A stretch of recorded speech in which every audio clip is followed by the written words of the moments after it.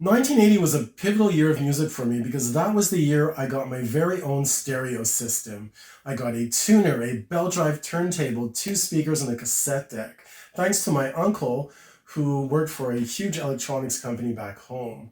And that was the first time I could actually go out with perhaps some money saved and buy my own vinyl records. I started buying 45s and then I moved into buying like full albums, 33 and a third vinyls. So I thought this would be kind of an interesting video to do, is to go back and look back at some of the stuff I bought in 1980 and kind of do a countdown of my, I don't know, dozen top 12 songs of that year. Now, I'm not going to include songs that I liked and music that I heard on the radio that I didn't buy, like Michael Jackson was big at the time, and I think Blondie was big. There was a lot of big artists. I'm only going to count the vinyl and the records that I actually bought and I still have, what my countdown would have looked like. And it's kind of an interesting mix, and it was an interesting time for me because I guess my musical tastes were kind of changing. In the 70s, I was a huge fan of the Bee Gees and Olivia Newton-John.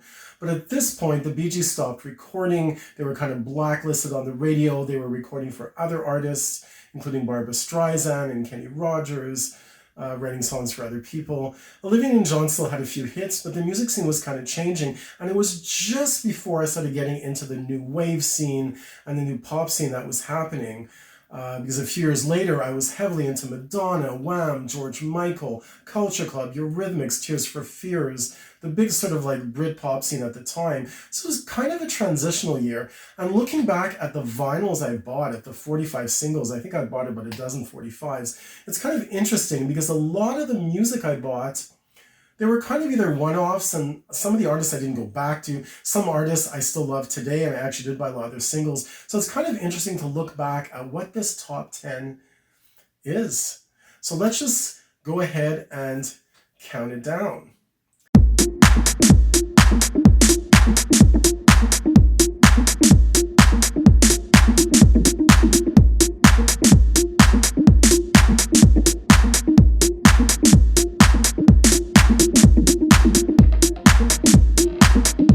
So, like I said, I'm only going to be using music that I bought. So there's a lot of songs. Actually, I was looking at the sort of top 100 songs of 1980.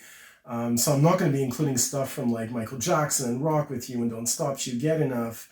Blondie's Call Me. There's tons of music I absolutely love from that era.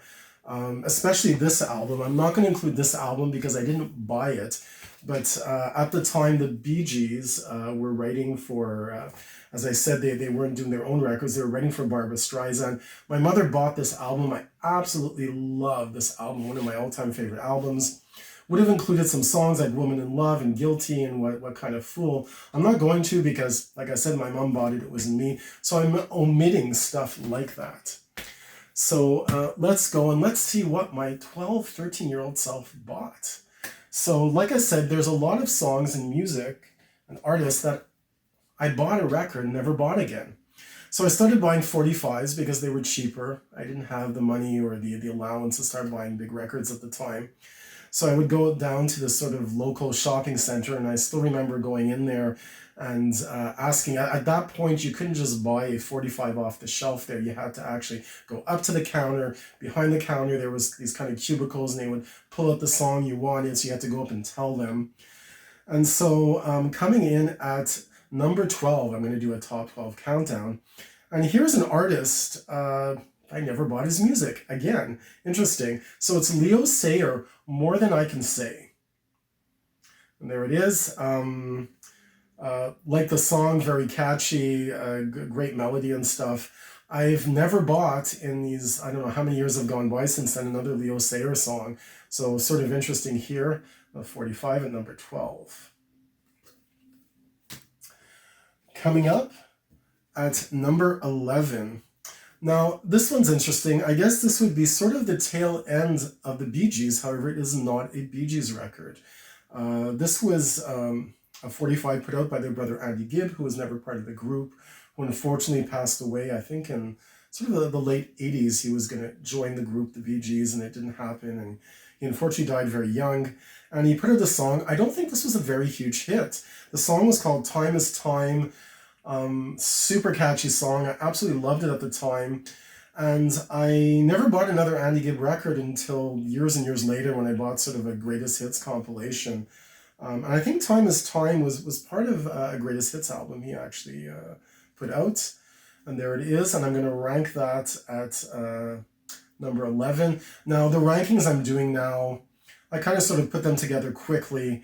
Not super important sort of where they fall, but I just think it's interesting to see what I bought at the time. Time is Time by Mr. Andy Gibb. And I believe it was written by Andy Gibb and Barry Gibb, his brother. There we go. Moving on to number 10. Now, this is an artist which I do absolutely love. Back in the day, I never bought a lot of her music. And what's interesting is that it probably took me decades to buy another album of the absolutely incredible Dolly Parton. And in 1980, she had this huge hit from the film 9 to 5. You couldn't escape this off the radio. And I went and bought out the 45. Obviously, she's one artist who I've gone on to buy more music.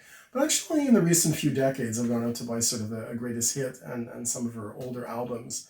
Miss Dolly Parton, 9 to 5. Now, number 9.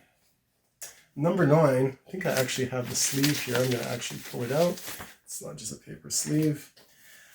Is an artist who I've loved over the years. Didn't buy a lot of her music when it came out, but this is the incredible Donna Summer, who had a top 10 hit with the song The Wanderer. And here it is. In the late 80s, I would obviously go out, and I absolutely love the album she did with Stock, Aitken, and Waterman.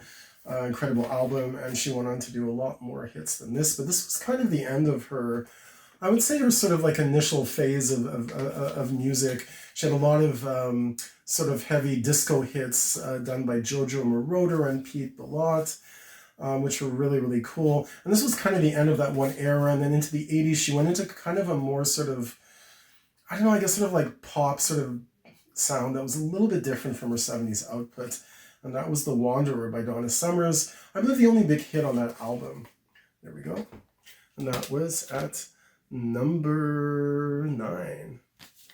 Going on to number 8. And here's another artist who I bought 145 single and never bought any of their music again. Not to say I don't like this group. They made beautiful love songs and rock songs back in the 70s and 80s. But this is REO Speedwagon and Keep On Loving You. I believe that was a mega hit in 1980. And beautiful melody. And there it is. Keep On Loving You by REO Speedwagon. Now, the next artist I find a really interesting artist who is absolutely one of the biggest artists in the United Kingdom and is not at all well known in North America. And that is the artist Cliff Richard. Now, he did have some big hits. I believe in 1979, perhaps into 1980, he had a hit, We Don't Talk Anymore. I think it was the #1 song. He had a few hits in the States, but kind of sort of went unknown, not very well known, but in the UK, he's had like decades and decades of massive success. This wasn't the biggest hit of his career, but I think it's one of the biggest hits he's had in, maybe not in the US, but in Canada. And I absolutely love this song. I still like this song today. It's called A Little in Love. It only went top 20 in the US. I think in Canada, it was a top 10 single. Fabulous song, catchy melody, and he's actually going to appear a little bit later in my countdown with a duet. One of my favorite duets, actually. But here he is, Cliff Richard's A Little in Love. If you've never heard the song, go check it out. And it actually took me decades, and not just decades, I think a few years ago, I went out and bought a Cliff Richard compilation, found some of his albums on vinyl, some used vinyl, really kind of cool. The artist that I was sort of never into, despite the fact that I love this sort of one song. And let's go on. Next on my list is, oh, here we go. So this was interesting. I think I have the cover here as well. I'll pull it out. So this is an artist I love. It's an artist I've never seen in concert, and I would absolutely love to see Bruce Springsteen one of these days. Oddly enough, I adored the song. This is the first Bruce Springsteen song that I liked, and I actually went out and bought it, called Hungry Hearts. It was Bruce Springsteen's first top 10 single on the Billboard Hot 100. And strange that even though I loved his music through the 80s, I loved Born in the USA, I never bought any of his albums or any other music until 2008, 2009. I went out and said, look, I need to buy some Bruce Springsteen. I bought a greatest hits in the US and then started buying all of his studio albums, collecting them. I don't know why I didn't go back to him. There was so much good music on the charts, so much stuff to buy that I would hear so much Springsteen that I figured, well, I don't need to buy it. I'm hearing it every day on the radio, in the shopping centers, and I was buying so much other stuff that I never got around to it. But I loved Hungry Hearts enough to buy it. And an interesting thing about this vinyl, I don't know if you'll be able to see it, but there's actually a misprint on it. Both sides, it says Hungry Heart. They forgot to put the label, or they put the wrong label on the B side. And I remember coming home with this 45, and I pulled it out of the sleeve, and when I pulled it out, I pulled out the B side, but it said Hungry Heart. Put it on my stereo system, on my record player, went to go play it, and I was never so disappointed in my life as all of a sudden the song starts playing, a song I didn't really like, or I didn't really know at the time, and I'm like, oh my god, what is this? They made a mistake. It's like the wrong record. And then luckily I quickly turned it around and then saw that the same label was on the other side and Hungry Heart was on there. So I don't know if this is worth anything. I'm told probably not, because there was a lot of mistakes like this that happened at pressing plants. And the song that's missing, that is the B-side, is Held Up Without a Gun. So it's actually there, it's just the wrong label. And I like the fact that some artists did have some really nice sort of covers that went with the vinyl. So there it is. That is Hungry Heart at number 6. Now, I was going to just include 45 singles, because I have about a dozen 45 singles I bought in 1980.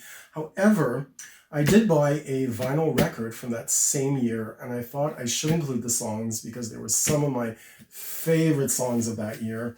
And it's a soundtrack, and that is Xanadu.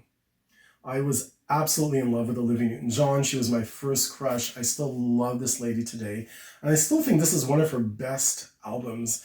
This was Olivia Newton-John. A lot of the songs were written by John Farrar. Half of it's Olivia Newton-John, and the other half is Electric Light Orchestra, ELO. Another interesting thing is that I never bought another ELO album until a few years ago. I went out and sort of rediscovered their music, because I think at that point they were kind of on a down phase. So coming in, let's get back to my countdown. Coming in at number, what do we have here? At number 5 is a duet, and it's Cliff Richard's again. And that is the song called Suddenly. This was only a top 20 hit in the US, but it is one of my all-time favorite duets. It's Olivia Newton-John featuring Cliff Richard. Super cool. It's a beautiful ballad. I don't know why it wasn't a bigger hit. Every time I hear this song, I just go right into it. It's absolutely beautiful from the Xanadu soundtrack. And so that's Suddenly by Olivia Newton-John and Cliff Richard. So now we will go on to number 4. And now we're back again at an artist, or group, I bought one single from and never bought their music again. And that is the group Air Supply and Every Woman in the World.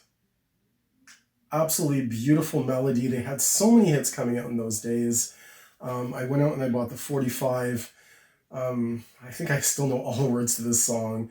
Beautiful song. Never bought their music again. Like I said, I don't know, 1980, 81 was kind of a transition period. I was experimenting, buying stuff. A lot of groups were kind of going out of flavor, and sort of the new wave was sort of coming in, the new dance music. And so that was it, and that we have it at number 4. Now we're going to go back again, because how could I not love this? But it's the Xanadu soundtrack. And coming in at number 3 is the title track by Olivia Newton-John and ELO, Xanadu. I know a lot of people criticize the film. I loved the film at the time. I remember rewatching it with some friends recently, a few years back, and cringing a little bit because it's not the best of films, but this is like, I mean, next to Saturday Night Fever, I think this is one of my all-time favorite soundtracks. Xanadu, great song, pairing the ELO with Olivia Newton-John. So that would be my number 3 favorite song that I bought at the time in 1980. And I will still keep the album up because, actually, before I get into the number 2 song, I thought I should go into what was the top 3 hits of 1980 according to the Billboard Hot 100. So the number 1 song of 1980, according to the charts, was Call Me by Blondie, which was, I believe, also a soundtrack song. Number 2 is Another Brick in the Wall by Pink Floyd. Heard that almost every day on the radio. And coming in at number 3 on the Billboard Hot 100, and is number 2 of my all-time favorite songs of 1980, and that is Magic by Olivia Newton-John. I think the song spent like 4 weeks at number 1, written by John Farrar. Absolutely classic melody, classic recording. Probably one of her most famous hits. I mean, most people know I Honestly Love You and some of her more like sort of country standards and her Grease stuff, but a beautiful song, Magic, incredible hit, and that'll be coming in at number 2. And at number 1, I put this at number 1 because I not only just love the artist, but I think it's the first piece of vinyl I ever bought after buying my stereo system. I went out, I remember going there and going up to the store and asking for Upside Down by Diana Ross. First piece of vinyl I ever bought, and I absolutely adore, this was my love affair with Motown, my love of the Supremes, of girl groups. This is from Diana Ross's biggest studio album, just called Diana. It was produced by Nile Rodgers and Bernard Edwards from the group Chic, and absolutely incredible, catchy song, big number 1 song of in 1980, and that is it, Upside Down. Thought this was really interesting. I'd like to know, what are the first records you ever bought? Or when did you get your first stereo system, your first record player, cassette deck? What did you go out and buy? Is it the music you still like? Do you cringe at some of the stuff you bought? Do you think it's classic? Do you think it's it's retro? Let me know in the comments below of what you liked, what you didn't like. And don't forget to subscribe if you like my videos. I'd love to get up to 1,000 subscribers. That's about it for today. So hope to hear from you soon. And for all those pop music lovers out there, keep listening and reaching for the charts. Ciao.